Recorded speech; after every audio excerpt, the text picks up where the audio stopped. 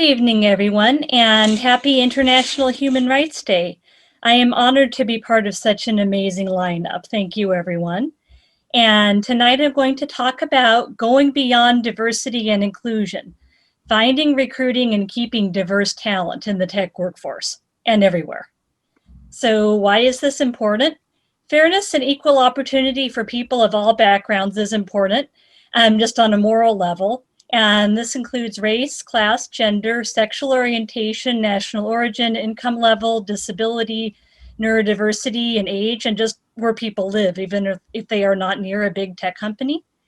And also, we need consumer products that take into account the needs of greater segments of the population. Some of you may know about the famous Chevy Nova example, a car that was called a Nova. In Spanish, Nova is no-go. And this is even more true when the products involve social media and public communications and taste making. Firms need to have input into product design from the kinds of people who are going to use their products.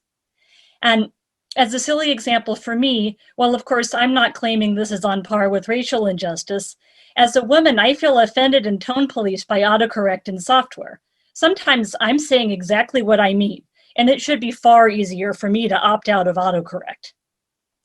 So statistics and thought leaders point to a problem both with tech firms being able to recruit diverse talent and retain the people they recruit. Companies are saying they're hiring a greater percentage of people from diverse racial groups, which is true given the reports the firms put out, but these increases aren't leading to increases in the overall percentages of diverse employees, which points to retention and work environment issues. Margaret Neal, Stanford University professor emerita in organizational behavior, said retention is as big an issue as recruitment for diverse talent. Finding a mentor or a sponsor within a company can be difficult. Without one, it can be nearly impossible to ascend to a leadership role. And very few people of color or other diverse people are in leadership at big tech firms. And when they are, they're, say, officers of diversity, rather than tech people hired on merit and treated the same as everyone else.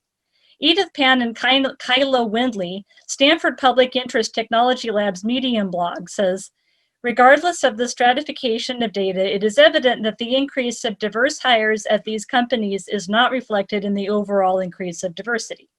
To take Google as an example, there was an unspecified number of record new Black tech hires.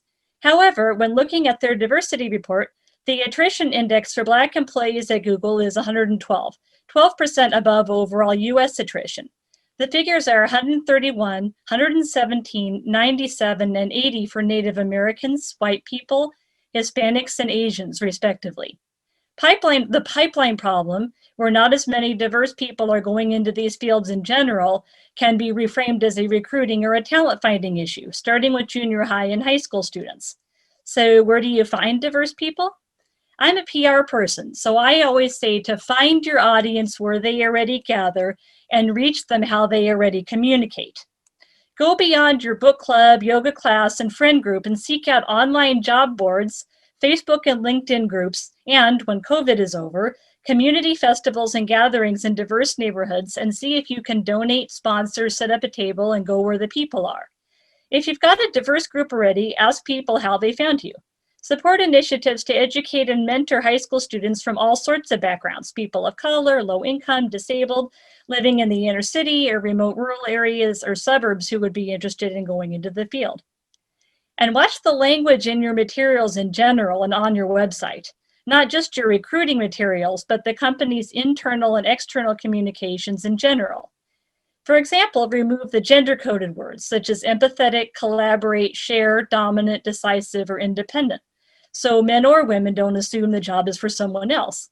Or maybe use both male and female coded words to attract a complex human being. According to a Hewlett-Packard internal report, men are more likely to apply for jobs when they don't meet all the qualifications because they assume they can learn on the job. Women are less likely to apply if they don't meet 100% of the qualifications already. So in my experience, this doesn't just apply to women, but all sorts of people who aren't already well represented in the tech industry. People on the outside not already working in tech or related industries don't know the secret code of what aspects of the job description tend to really be mandatory and what can be learned on the job. So don't have a secret code. So eliminate non-essential requirements or list them as things that would be nice to have but not needed, and emphasize that you can train for those things. And give space for people to share other qualifications they may have that you haven't listed. And avoid asking for strong English language skills if external communication isn't part of the person's job. Ask for them to be able to communicate effectively in English. Saying clean shaven can also exclude people from some faith backgrounds, so request professional appearance. Avoid cultural fit and focus on value alignment. And say what your values are and how your firm expresses them.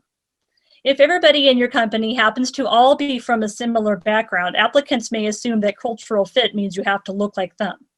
And avoid age-linked words such as energetic or digital native. Let people know about your accommodations for the disabled and the neurodiverse, about telecommuting, flexible schedules, etc. Those things are good for everyone, with or without a disability.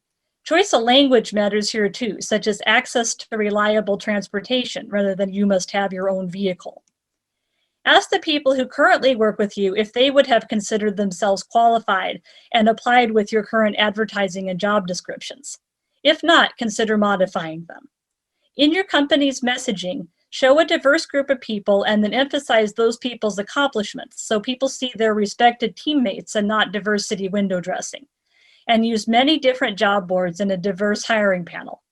Also, once you've hired a diverse crew, you've got to help them and everybody else feel comfortable staying in your workplace.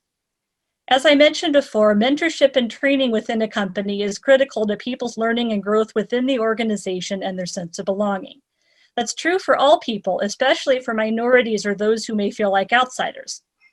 Tech firms made donations to various racial justice organizations this summer, which can be good, but they need to live those values out internally as well by investing in their own mentorship and training for employees, as well as in diverse recruitment strategies. One major issue in workplaces is the counterintuitive effects of a supposedly chill, laid-back, and friendly workplace. Some people assume chill, casual, and fun environments where everybody hangs out and plays ping pong together won't have the same kind of interpersonal problems or discrimination we've seen in traditional workspaces, so we can dissolve the boundaries that used to exist among coworkers and between workers and supervisors. But as I've learned from introverts and from watching people interact in chill workplaces, just getting rid of the boundaries and playing board games together doesn't automatically make everybody friends. As a matter of fact, we can inadvertently create spaces that are even less safe for marginalized people when there's social pressure to share about one's personal life with people we don't yet know well. There is actual, real, internal, personal, and organizational work that we need to do to build authentic relationships. That work takes time and intention. People need to consciously change the preconceptions and biases they have and resolve to be open to change. And allowing people, especially those from marginalized identities, to get to know their office mates gradually and not pressuring them to share details of their lives right away can help build the trust needed for genuine collaboration and respect. There's nothing wrong with game nights or movie nights in the office, but they don't automatically make a space inclusive. Real personal connections and relationships happen gradually for everyone, but especially for people who are different from each other and for people from marginalized groups who haven't always felt welcome in certain spaces. It isn't fair to expect marginalized people to totally open up about everything all at once until they can see that we're willing to hear and learn from what they have to say. In expecting that level of instant openness, we are actually expecting those who may feel like outsiders to take on a large share of risk to their psyches and careers. Sometimes lots of opportunities to share personal things about yourself in a work environment can translate into lots more opportunities for a marginalized or minority person to stand out and look different, and thus not seem a good fit for the company. I saw this happen in an office where I recently held a temp position. In many office positions, especially temp and call center jobs, there's a lot of downtime where people have to stay in their seats ready to work if needed. The social norm is that people keep up constant chit-chat with each other all day or look rude and unfriendly. So, a middle-aged Black woman made an offhand comment referring to the white, feminist, and possibly autistic neurodiverse woman sitting across from her as girl. She didn't mean to insult her. It was how she referred to all female colleagues of any age. However, the woman she addressed became upset at being addressed as girl. I haven't been a girl for 15 years, she asserted. They became annoyed with each other and got into an argument. They dropped the subject after a while and would likely have been able to get past it and work together. However, the supervisors overheard, and both women were laid off that night after only 2 days of work. Both women were from groups that are marginalized within tech culture and were likely in need of employment and inclusion. And the pressure to interact so personally and so publicly right away with total strangers for so many hours created a situation that exposed them to snap judgment on the part of the supervisors for a personal misunderstanding that could have been worked through in private. So it helps to set up social norms that allow for people to set boundaries about how much they want to open up about their personal lives or interact socially in the workplace without feeling stigmatized. Rooms could be set up where people could choose to work quietly rather than chit-chatting, or people could be encouraged to bring books to read, and social event organizers could avoid games that make it awkward not to share personal information. Also, we should be aware that people from minority groups may choose to test the waters to see how inclusive a place truly is. For example, if there's a regular movie night, are people open to a suggestion to show a wider variety of movie genres? If the company's social committee allows for more leeway and inclusiveness, that's a positive sign they'll be willing to listen regarding more important issues. So I found an online forum for people of color in tech where they discuss asking the companies to add ethnic foods to the lunch caterer's menu. And when a firm does that, they're seen as having taken a real step towards becoming more welcoming. So I encourage managers to consider reframing these requests, which may seem small, as serious attempts to reach out to, contribute to, and develop more authentic friendships or colleagueships with people in the organization. Also, be explicit about what is expected, how people should communicate, and how they can succeed in the workplace.